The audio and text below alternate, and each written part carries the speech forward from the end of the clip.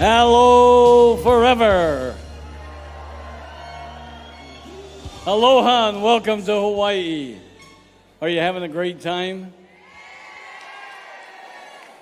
Isn't it wonderful to see all these wonderful distributors who have worked so hard for this last year to earn the trip here, to receive these great bonus checks.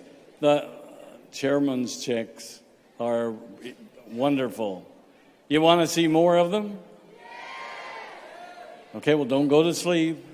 Don't leave the building because we got more checks today. And make sure you're back here tomorrow because they keep getting bigger and bigger and bigger.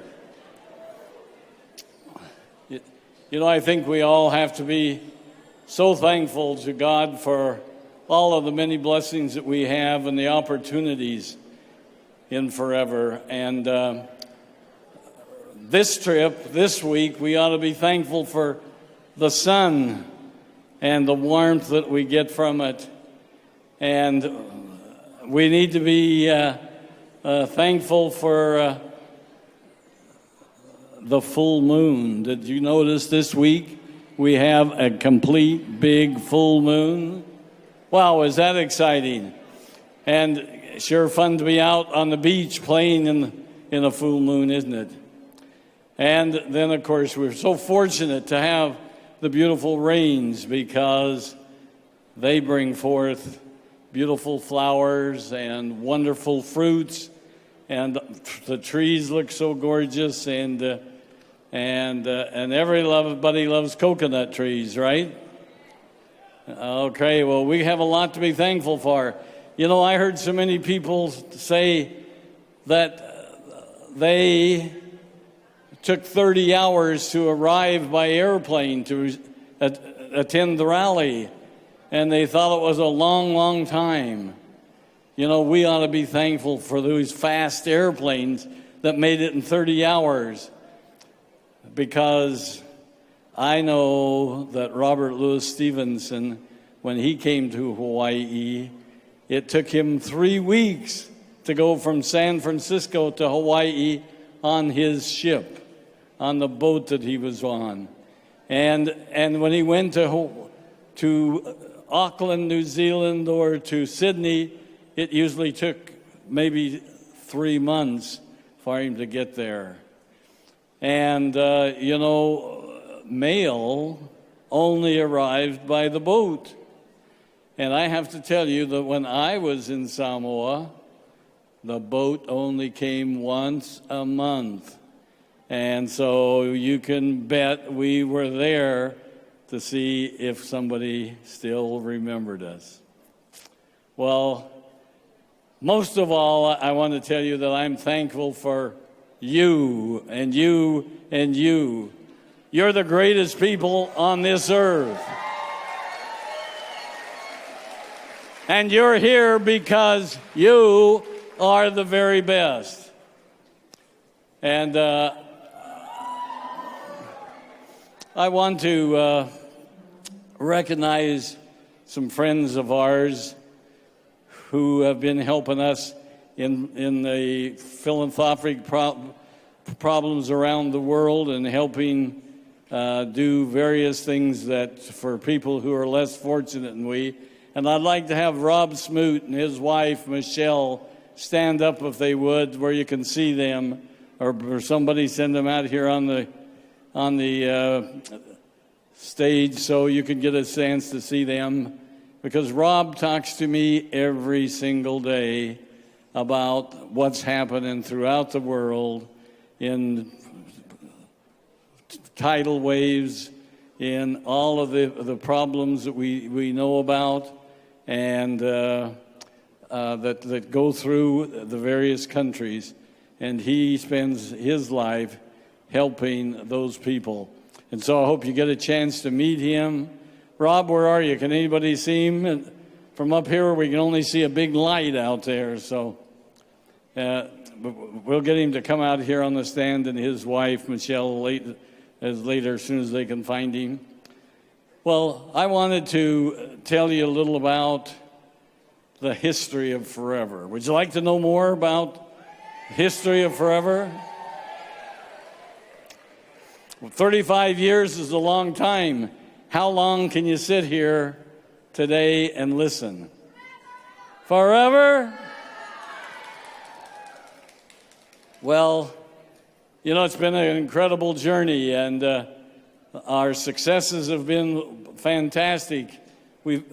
But with those successes, I have to tell you, there's been a lot of challenges. You know, it hasn't been rosy and every day. It has had its thorns, and it has had the challenges. But they wouldn't need us if it wasn't any thorns for us to overcome, right?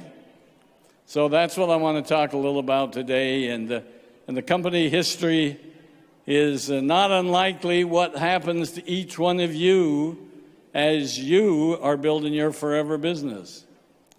Let me tell you a little about forever. I won't tell you the whole thing. In the beginning, I learned in my life at home with my family on a farm in Idaho that there's not any shortcuts to work.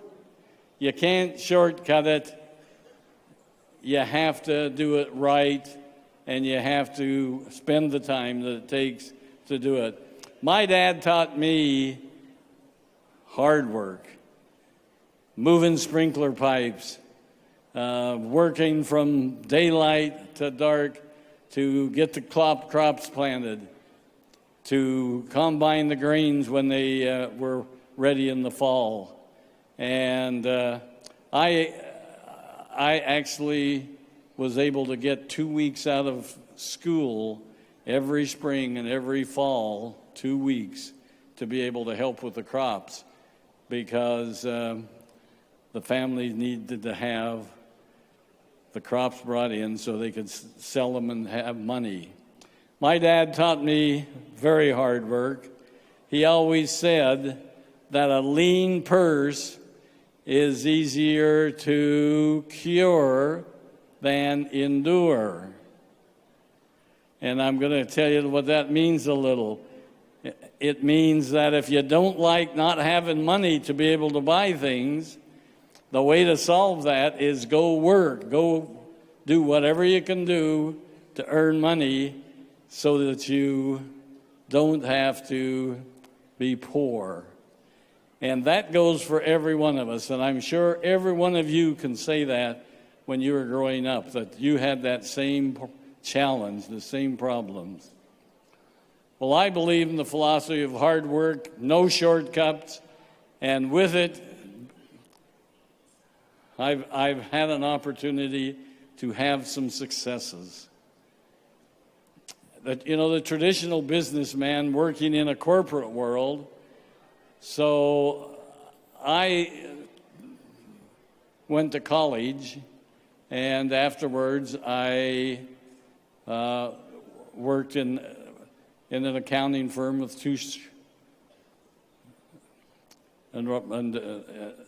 Deloitte and Touche, and I learned how to be a corporate businessman, and I liked it, and I enjoyed it.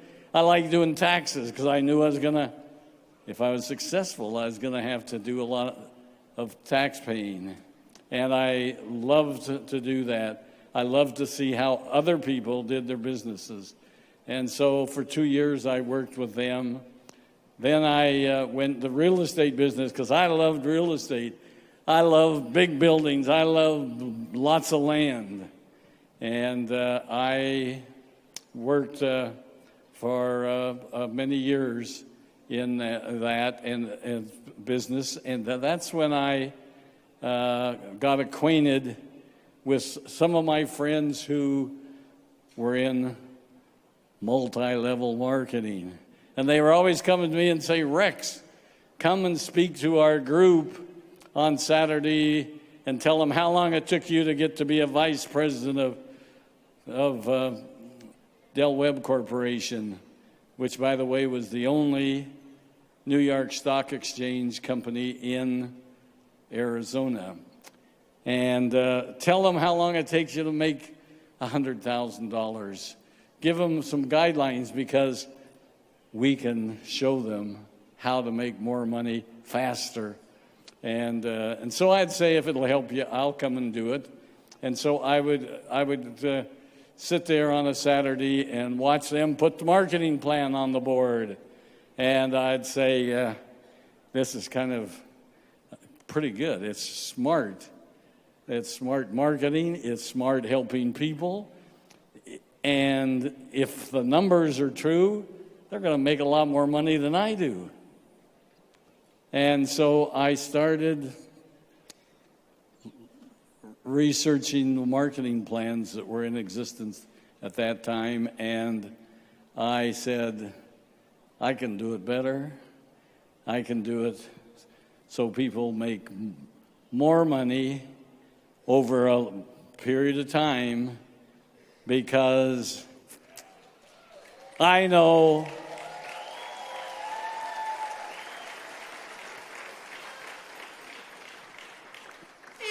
and I wanted a marketing plan for what was going to last forever. And that's what we have. You know, I did what most people go out and find a product and say, I want to sell that, and they start trying to sell it, and they have a rough time, and they don't make enough money to pay the expenses. Well, I started with the marketing plan, and before I knew what kind of products I wanted to sell. And when I got the marketing plan, what I thought then was perfect, I started looking for products. And I looked at everything that was available, and I knew that I wanted to get a product that would be usable, that people would use it every day, and they would buy it every month at least, or every week. And I knew that there was no shortcuts to success. I found that out fast. And I had learned that in all my prior jobs. Anyway, as I was looking at various products, I always went back to when I was in high school. I thought I'd like to be a doctor because I wanted to help people. And so when I went to college, I thought maybe that would be a good vocation for me to be a doctor. But when I talked to those guys that were graduating, and they told me, well, you got another 12 years of college, I said, wow, I don't think that will work. I've got a wife at home, I've got a boy, and I've got all these other things that I want to do, and I don't think I want to spend 12 more years in college. And so I went with Deloitte & Touche. I went with the Del Webb Corporation, great companies. I learned lots, and I don't regret one day of it. But as I'm looking for the product that I needed, I ran into 3 doctors. They all lived in Dallas, Texas.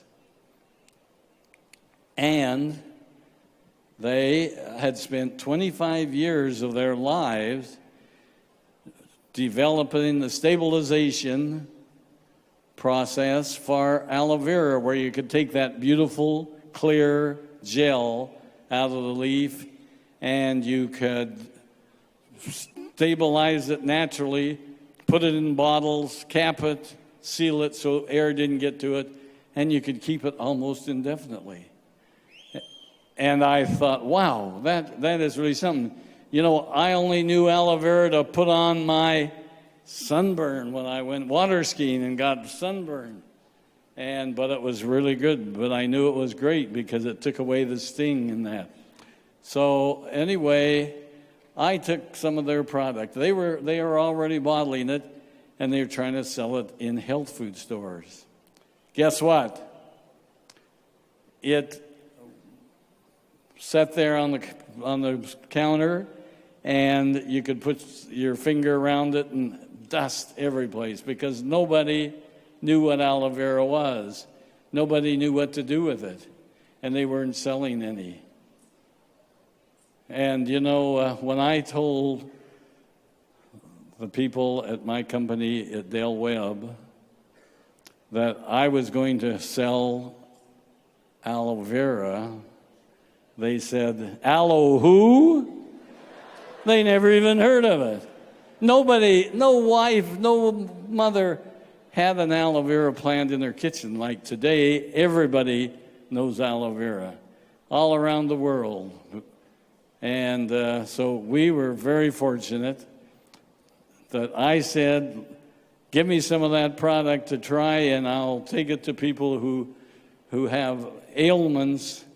And everybody that drank aloe vera said, hey, I feel better. The pains in my stomach are gone. My tennis elbow is working now. Everybody was happy with it. And so we started with just 3 products. Aloe vera juice, we called it then. Aloe vera jelly and aloe vera lotion.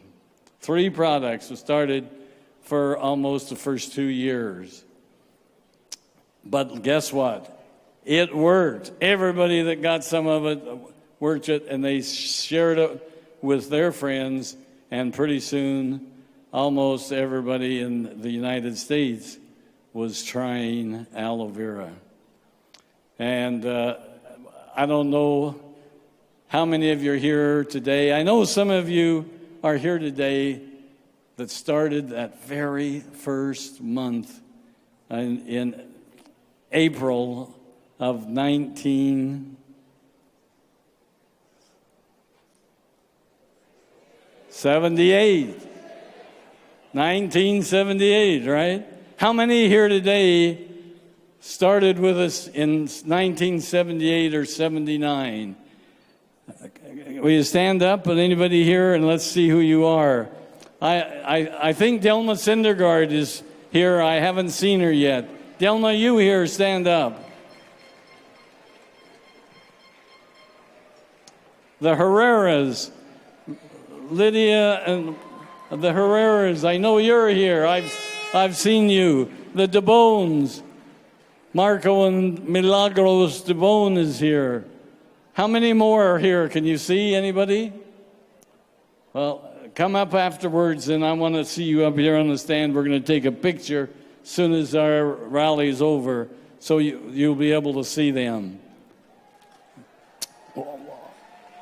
Well, in the early years, we leased an office in Phoenix, Arizona, where I had the real estate company that I was working with, and it had a small office where we put 3 desks, 1 typewriter, and 1 telephone line.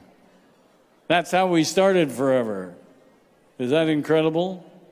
We put labels on and stored the products in a garage in the space between my pickup and my car. We purchased aloe vera products from the doctor, and one of the 3 doctors, some of you have read his book, I'm sure, Bill Coates. How many of you, raise your hand if you've read one of Bill Coates' books? He was one of those 3 doctors. He's still alive in Dallas, but they told me this week that he's ailing, he's been sick, and he hasn't been selling very much product.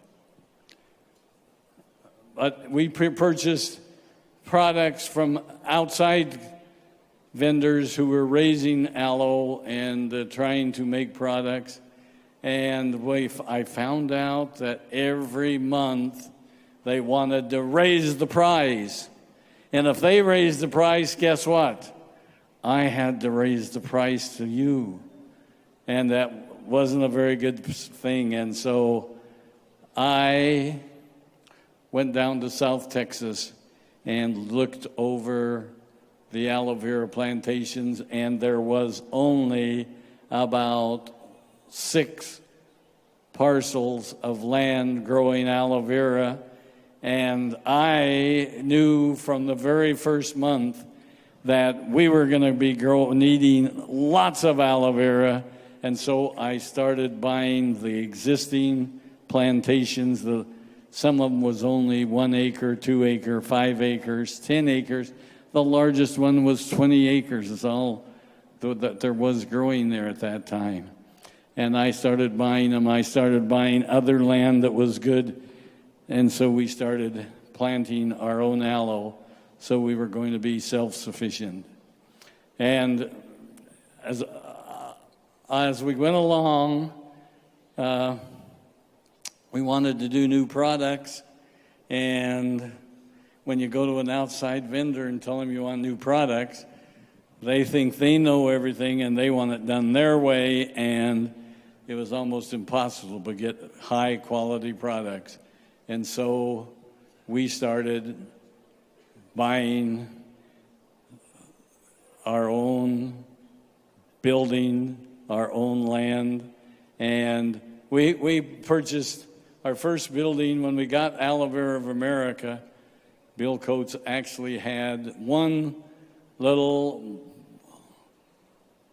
building of about 2,000 square feet where they were making products in Dallas. And he said, boy, we can make all this product. We can make a lot more than you can sell. And in the first 5 days, he was out of products, and we had to start building a new building of our own. We acquired his building. It was, I should have known, because the address in Dallas was Easy Street. And I can tell you it wasn't easy. There was nothing easy about it. And it never got easier until we built a big plant and processing plant there, and in order to take care of all our business. And the reason why we've been successful is because we hired great people that are smart and knew what they were doing and wanted to work hard and wanted to get ahead in life. And some of those that I hired, you know, because Navaz is here today. Navaz was with me with Del Webb. She helped draw up the corporation papers. She helped do everything in getting the company started. And R.J. Lloyd, most of you know R.J., our attorney. R.J. started with us, and he would be here today, but he had to have a little surgery done this week and yesterday, and we checked on him, and he's doing fine, and he told me to tell you all hello and look forward to seeing you in the near future. And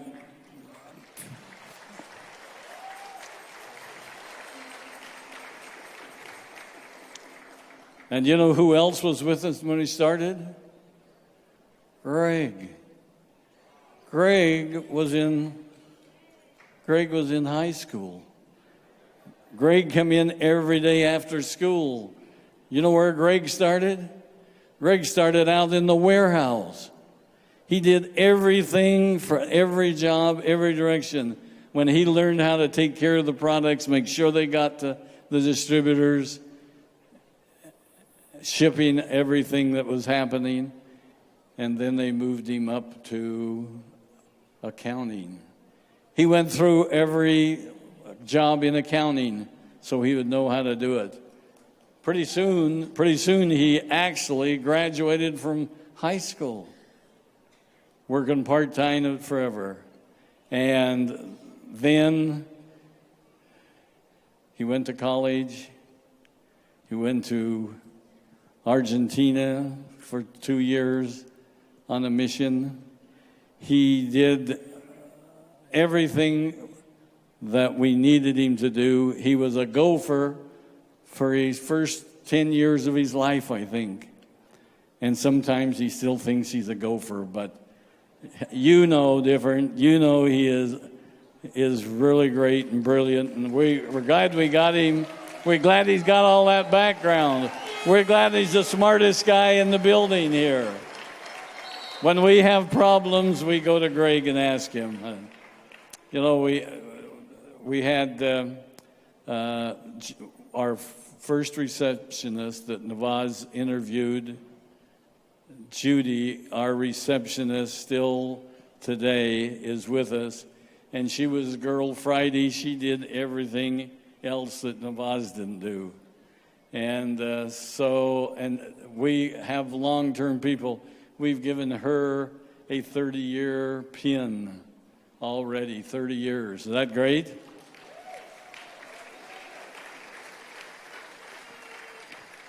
We purchased one building in Tempe. We had to get out of that little one-man office, three-man office. Only 3 people could be in at one time. And we bought a building in Tempe.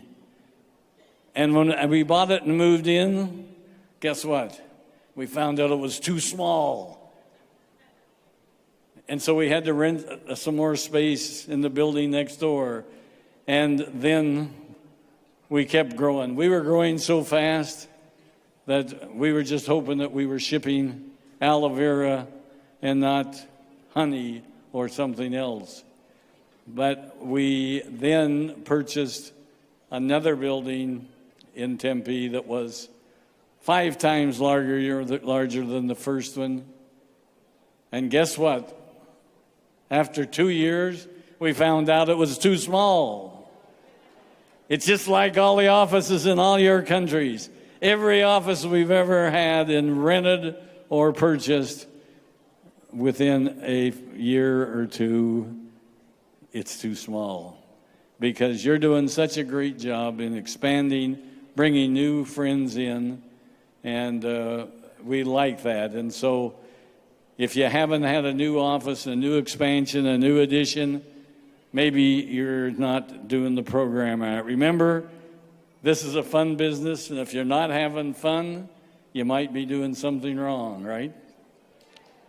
Okay, so if you listen to everything that you're told this week, you'll be doing the business right. Well, in 1982, we purchased Robeson Honey Bee Products. And that really expanded everything.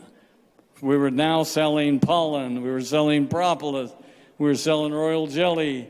We were selling honey. And we had bees going every place. We had all the bees in Arizona going up to Grand Canyon, collecting all of the honey and all of the pollen that they could get. And it didn't take us very long to find out that we now we are buying pollen and propolis from all over the world and honey from all over the world, and from China to Spain, and you're selling the products that are really the very finest. They are giving people better health, which is really good. Our international expansion started into Canada in 1980, Malaysia in 1982, in Japan in 1983. Sales, listen to those guys, and but Japan was a major undertaking, and it wasn't easy at first. It was like 5 years before we really got going good in there, and we worked very hard at it. Some of the people in our office ask, why would you keep pouring money into Japan to expand and to do all these things when they doesn't make a profit? Well, I told them, don't you worry. There is great potential in Japan, and Mr. Lloyd believed in it, and Mr. Jin Yamagata, Mr. Hiro Sugisawa, and Mr. Rek Toma in Japan, they believed that it would grow too, and they believed in the products and they used them, and we have done very, very well in Japan, as you know, and Japan is growing, just so all of you know that, and especially you guys down there in South America. Yeah, you know that for many years they were number one seller in the world, in the countries around the world, and that you better keep growing, or somebody's going to be knocking at your door and coming up behind you. And we encourage them and know that they're doing a great job. And Greg has been, our president, has been put on our executive team in Japan and helping them. And we are very excited about what's happening there. We moved to our current building from Tempe. We moved to Scottsdale, Arizona in 1997.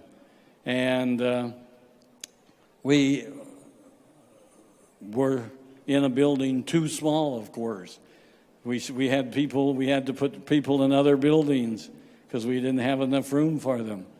And so I've been looking at all the buildings around, and lo and behold, one of the banks consolidated, sold out to Wells Fargo, and their main building was available. And so we negotiated with them. We were able to buy the building, and the great thing about it, it was the bank that we had been using for our resorts, and we had a couple of loans with them on resorts over in Las Vegas on the Lake Mead, and they called us up one day and said, "Hey, we've got too many loans out.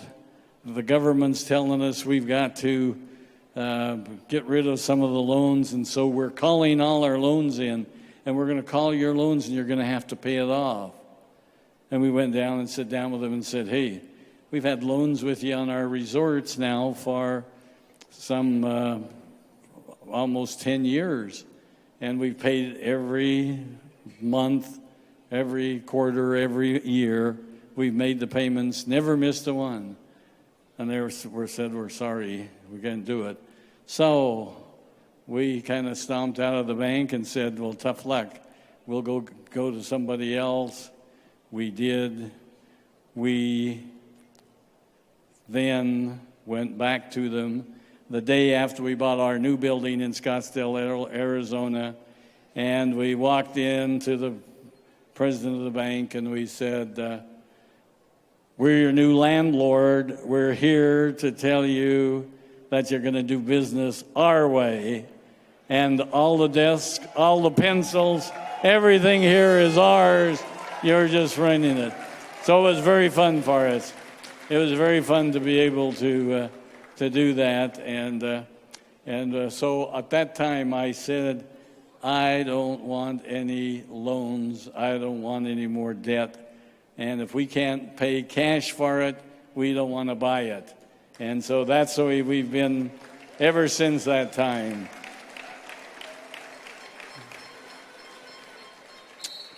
And I also learned another thing. I learned that never burn your bridges. Always be careful of how you treat other people on the way up, because you'll probably meet them again on the way down. And so that was a good one for us. 1998, we're still growing and expanding into all the countries. and our sales topped $1 billion at that time. We continued to build our executives group and our worldwide leadership team that you guys know. And one thing we learned, that successful business is never a one-man operation. And especially in forever, you need to work together as a team. You need to help each other. You need to encourage each other, because sometimes it just gets downright hard to keep going every day with all of the people throwing things at you. Today, we have a new 280,000 square foot facility in Ava, in Dallas, and Aloe Vera of America. When I say Ava, is Aloe Vera of America, who makes our products. And they do more than 8 million gallons of aloe vera annually. 8 million gallons annually. Is that a lot of aloe? Man, you could swim for months in that much aloe, couldn't you? Now remember that we started on Easy Street with only 2,000 square feet, the building.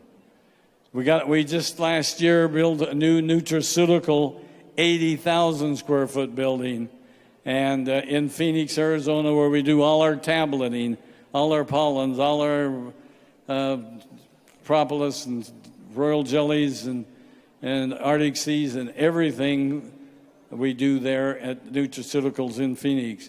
And we just finished this spring, the first of the year, a new 80,000 square foot, 300,000 square foot building in Amsterdam, Netherlands.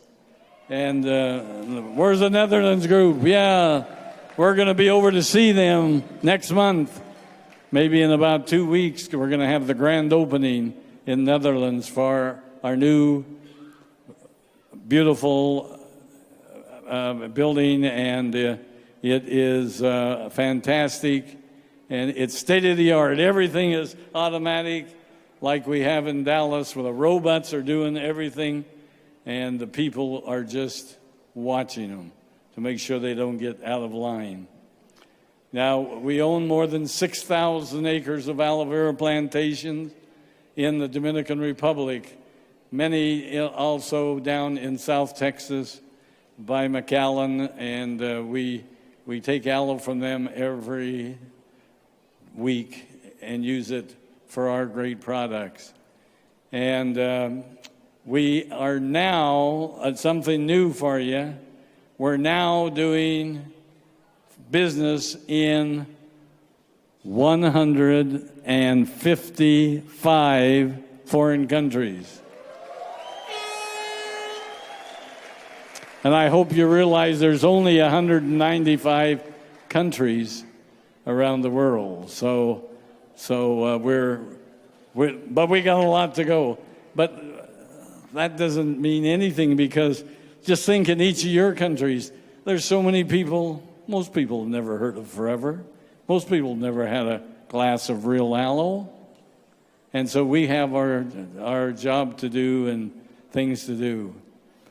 We got major internet presence. We have 175,000 fans on our Facebook. We have more than 5 million people visit foreverliving.com last year. 5 million people. How about that? We have many forever giving projects, like we just did here today with the two groups, to help their organizations help people who are needy and less fortunate than us. What's next? What are we going to do next? We got new people like Greg involved to take us to the maximum, to be first in line with all the great things. Our Eagle Manager program is building our next generation of distributors' leadership, our future 20K distributors. We're going to continue to create the world's greatest products, new products. Do you like our new products? We're going to continue to expand into new countries as the opportunities present them. A lot of those other countries that we're not in, you know, they have some bad eggs there, and they have a lot of wars and rumors of wars are going on, and so we don't want our distributors to be involved in those. But we'll be there soon, and so we're going to continue this year to help you get into all of the people, get the products to all the people in your countries, wherever they might live, even the smaller cities and towns. Well, the key lessons I've learned that over these last 35 years is that you got to sponsor and work with the best people. People that are so negative that they don't want to listen and they don't want to do what you ask them. Don't waste your time with them. Someday they'll change.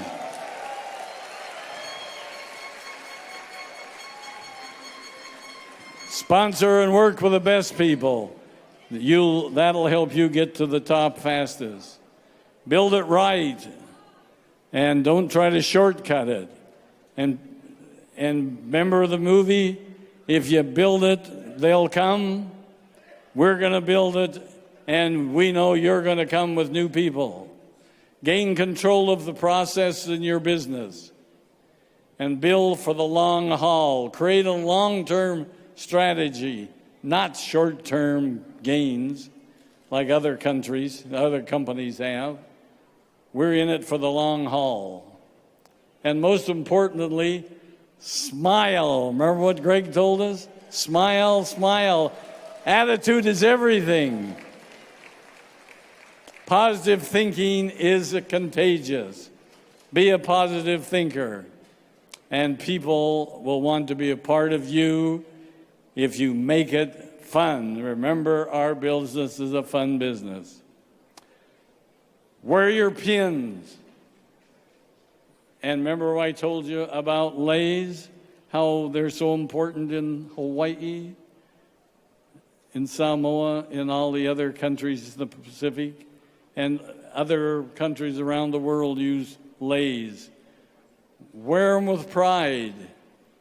Make sure you take them home and tell people, tell all your downline people what a Lay's about, what the people do. It helps them be together. It helps them work together because they're all wearing the same Lay's and they all are shooting for the same pins. And so remember to wear your pin and be working towards your next level, because that's important for you to get bigger checks. Well, remember that I've told you 100,000 times, the power of forever is the power of love. I love you all.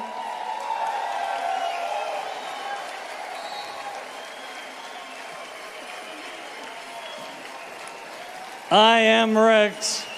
I love you all, and I am forever with a smile.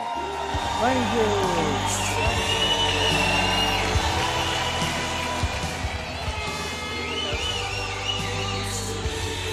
Rex, thank you so much.